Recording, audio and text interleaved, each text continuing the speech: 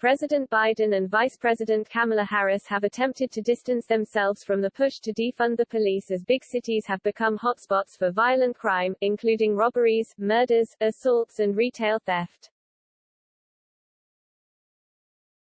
Recent surges in crime have led many Americans to question the defund the police movement, with cities like Seattle, Minneapolis and New York rejecting measures to withdraw funding from law enforcement officials. A Fox News poll from April found that a majority of registered voters disagree with reducing police funding and moving it to other areas.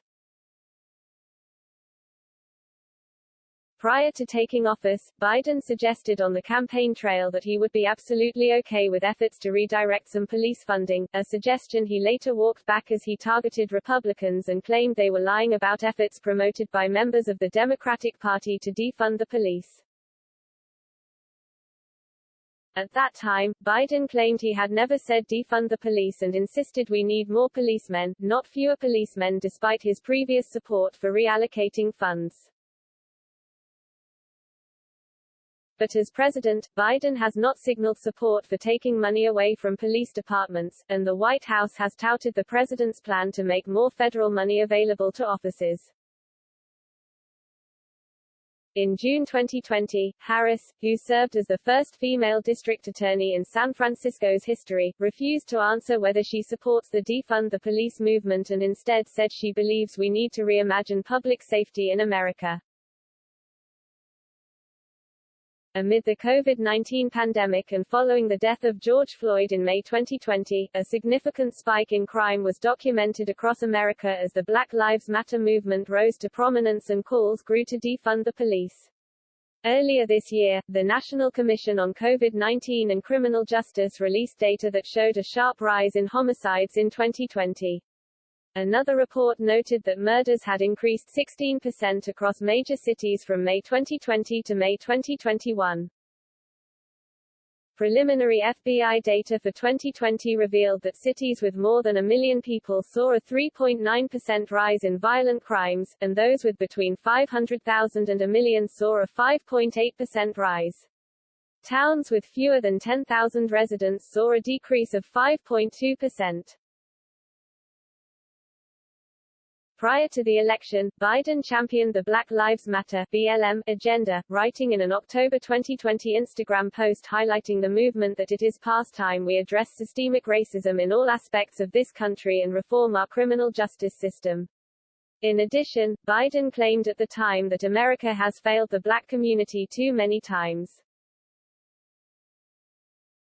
Likewise, Harris praised the brilliance and impact of the BLM protests as she insisted they were necessary in a September 2020 interview.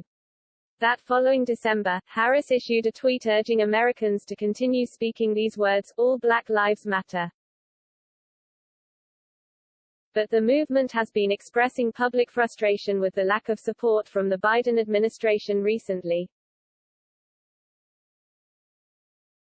In an April 2021 tweet, Black Lives Matter claimed minority communities are being terrorized at a greater rate than they had been under Trump as a result of Biden sending more military equipment to those neighborhoods for police use.